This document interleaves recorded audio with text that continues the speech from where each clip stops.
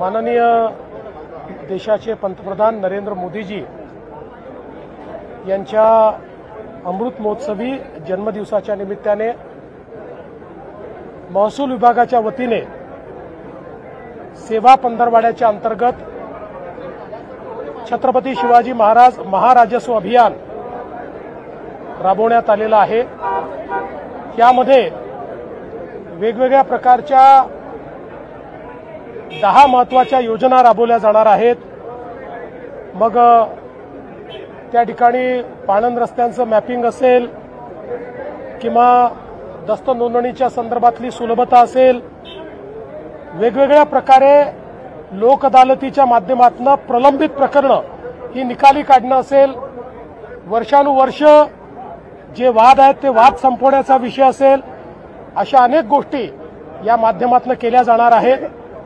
आणि आम्ही देखील पुढच्या काळामध्ये ज्या काही सेवा आहेत आणि योजना आहेत, या लोकांना ऑनलाईन पद्धतीनं सेवा हमी कायद्याच्या अंतर्गत देण्याचा जो प्रयत्न करतो, एक प्रकारे त्याचीच नांदी आजच्या कार्यक्रमातनं या ठिकाणी देण्यात आलेली आहे।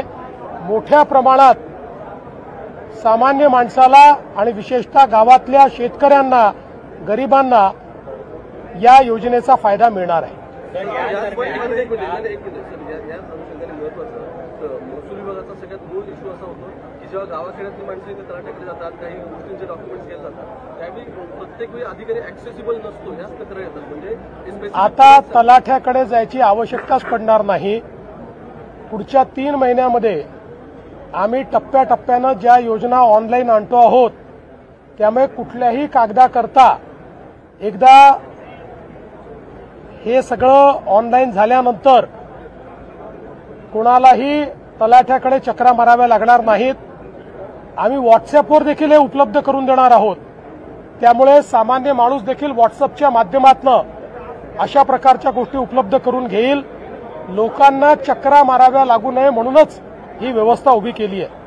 सर, कुणबी दाखले जे आहेत हैदराबाद गॅझेटियरच्या माध्यमातून ते देण्यास सुरुवात झाली आहे की नाही, कारण त्याबद्दल स्पष्टता नाही। ज्यांच्या दाखल्यावर भुजबळांनी आक्षेप घेतले असं आहे की पहिली गोष्ट तर आम्ही जो GR काढलेला आहे त्या GR प्रमाणे जे पात्र होत आहेत त्यांना दाखले मिळतील। आता त्यातल्या किती लोकांना मिळाले याची आत्ता माझ्याकडे आकडेवारी नाही, पण कुठूनही मिळत नाही अशी तक्रार आलेली नाही।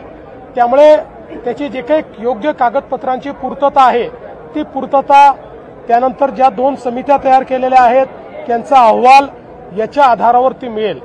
आणि भुजबळ साहेबांनी जे म्हटलेलं आहे या संदर्भात यापूर्वीच मी स्पष्ट केलेलं आहे, खाडाखोड चालणार नाही। ज्यांच्याकडे दाखले आहेत त्यांच्याच नातेवाईकांना ते दाखले मिळू शकतात, आपला कायदा आहे, त्यामुळे त्यानुसार मिळतील। आणि जर कोणाला एखाद्यावरला मिळालेल्या दाखल्यावर आक्षेप असेल तर तो आक्षेप घेऊ शकतो।